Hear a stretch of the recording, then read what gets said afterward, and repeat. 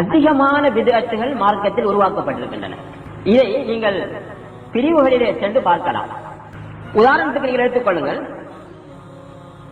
நபி ஸல்லல்லாஹு அலைஹி வஸல்லம் அவருடைய காலத்தில் வெள்ளிக்கிழமையில் ஒரு அதான் தான் இருந்தது, ஒரு பாங்க் வந்து ஸல்லல்லாஹு அலைஹி வஸல்லம் மிம்பரில் உட்காருவார்கள். முஅஸ்ஸின் அவர்களுக்கு முன்னால் இருக்கக்கூடிய அந்த வாயிலில் நின்று ஒரு அதான் சொல்லுவார்கள். குத்பா பிரசங்கம் ஆரம்பிக்கப்பட்டுள்ளது. ஆனால் இன்றைக்கு என்ன நடந்திருக்கின்றது?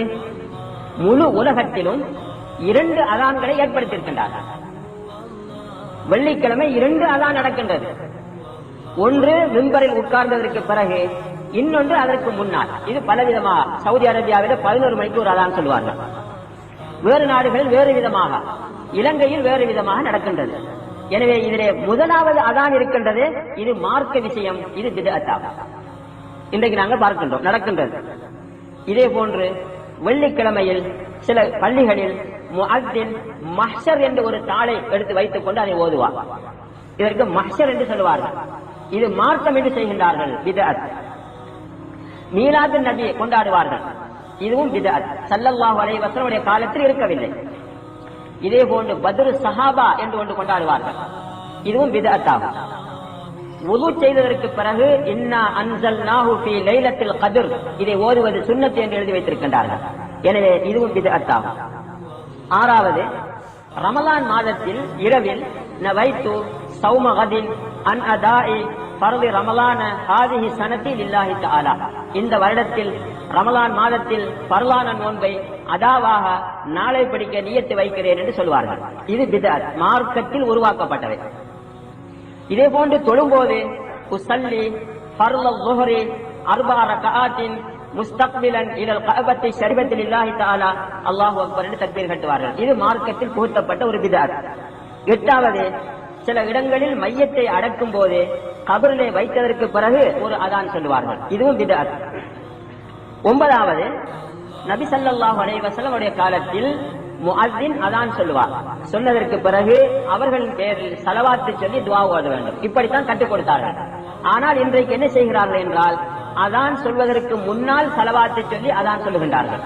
இப்படி அதானுக்கு முன்னால் சொல்லுகின்ற ஸலவாத் இருக்கின்றது, இது மார்க்கத்திலே புகுத்தப்பட்ட பித்அத் ஆகும். 10வது, தொழுகை பர்து தொழுகைக்கு பின்னால் இமாம் கூட்டு துஆ ஓதும் போது மாமூம்கள் ஆமீன் சொல்லுவார்கள், இதுவும் பித்அத். 11வது விஷயம், தொழுகைக்கு பிறகு சுப்ஹானல்லாஹ் அல்ஹம்துலில்லாஹ் அல்லாஹு அக்பர் இதை சொல்லுவார்கள், இது சுன்னத். இதற்கு பிறகு வலது பக்கமும் இடது பக்கமும் தலையை அசைத்து லா இலாஹ இல்லல்லாஹ் என்று 10 முறை திக்ர் செய்வார்கள். இது மார்க்கத்தில் புகுத்தப்பட்டது, இது பித்அத், இது நபி வழி அல்ல. 12வது, சில இடங்களில் பாருங்கள், அசர் தொழுகைக்கு பின்னால் முசாபஹா செய்வார்கள், இதுவும் பித்அத். ஃபஜ்ர் தொழுகைக்கு பின்னால் ஷாஃபி மதுஹபிலே குர்ஆன் ஓதுவார்கள், இதுவும் பித்அத். 14வது, மரணித்தவர்களுக்கு சூரத்து யாசின் ஓதுவது, இதுவும் பித்அத் ஆகும், மார்க்கத்தில் புகுத்தப்பட்டவை. 15வது விடயம், ஒரு மையத்துக்கு ஆண்கள் பெண்கள் அனைவரும் வந்து ஒரு செம்பு தண்ணீரை ஊற்றுவார்கள். இதை மார்க்கம் என்று நினைத்து செய்கிறார்கள், இது மார்க்கத்திலே புகுத்தப்பட்ட பித்அத். இதே போன்று அந்த மையத்தை தூக்குவதற்கு முன்னால் அந்த இமாம் மௌலை வந்து அல் ஃபாத்திஹா என்று சொல்லி ஒரு துஆ ஓதுவார், இதுவும் மார்க்கத்தில் புகுத்தப்பட்டவை. 17வது, இந்த மையத்தை அடக்கிவிட்டு அத்தீன் என்று ஒன்றிருக்கிறது ஓதுவார்கள். இதா ஜாஅக மலக்கானி, 2 மலக்குகள் வந்து ஃபகால மன் ரப்புக என்று கேட்டால் குல் அல்லாஹு ரப்பி என்று சொல் என்றெல்லாம் சொல்லிக் கொடுப்பார்கள். இதற்கு தல்கீன் என்று சொல்லப்படும், இதுவும் மார்க்கத்திலே புகுத்தப்பட்ட ஒரு பித்அத். அதற்கு பிறகு 18வது விடயம், மையத்தை அடக்கிவிட்டு 40 அடி எடுத்து வைத்து ஒரு துஆ ஓதுவார்கள், ஒரு ஃபாத்திஹா. மார்க்கம் இது சுன்னத் என்று சொல்வார்கள், இதுவும் மார்க்கத்திலே புகுத்தப்பட்டவை.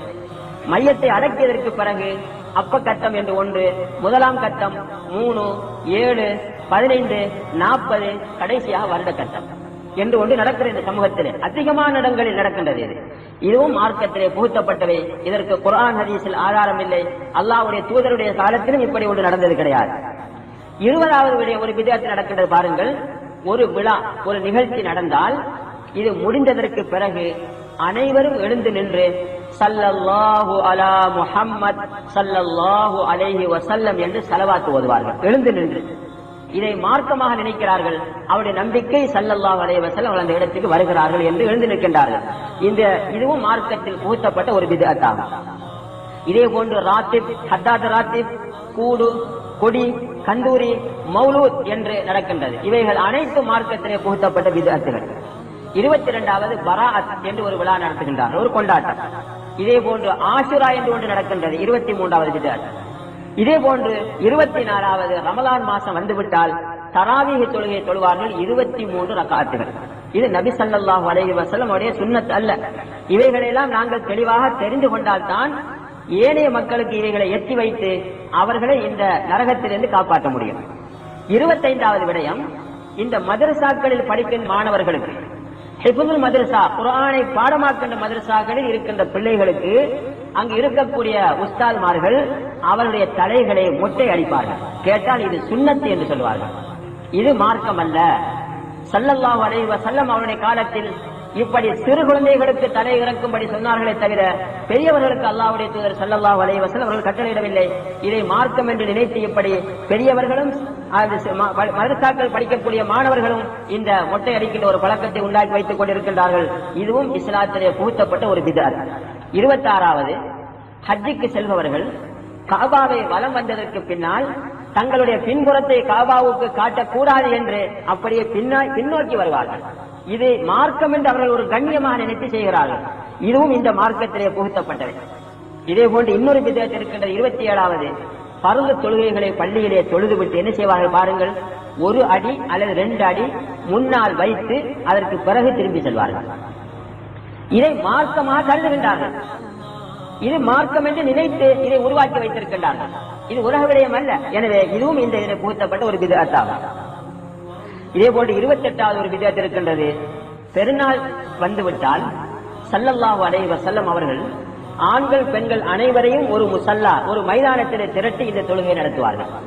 ஆனால் இவர்கள் என்ன செய்திருக்கின்றார்கள், பெண்களுக்கு தனியாக தொழுகை நடத்துவார்கள் வீடுகளில். இது மார்க்கத்திலே புகுத்தப்பட்ட ஒரு பித்அத். அல்லாஹ்வுடைய தூதருடைய காலத்தில் இப்படி பெண்களுக்கு பெருநாள் தொழுகை தனியாக நடத்தப்படவில்லை. இதுவும் ஒரு பித்அத் ஆகும். 29வது பார்க்கின்றோம், ஆண்கள் பள்ளியிலே பெருநாள் தொழுகை தொழுகின்றார்கள். இது ஸல்லல்லாஹு அலைஹி வஸல்லம் உடைய காலத்தில் இப்படி நடக்கவில்லை. அவர்கள் மைதானத்தில் இருக்கின்றார்கள், இவர்கள் பள்ளியிலே மார்க்கம் என்று செய்கின்றார்கள். இதுவும் பித்அத் ஆகி விடுகின்றது. இதே போன்று 30வது ஒரு பித்அத் இருக்கின்றது. அதாவது முழுக்க இருக்கும் போது, பரலான குளிக்கும் போது கலிமா சொல்லி குளிப்பார்கள். இப்படி 100கணக்கான பித்அத்துகள் மார்க்கத்தில் புகுத்தப்பட்டிருக்கின்றன.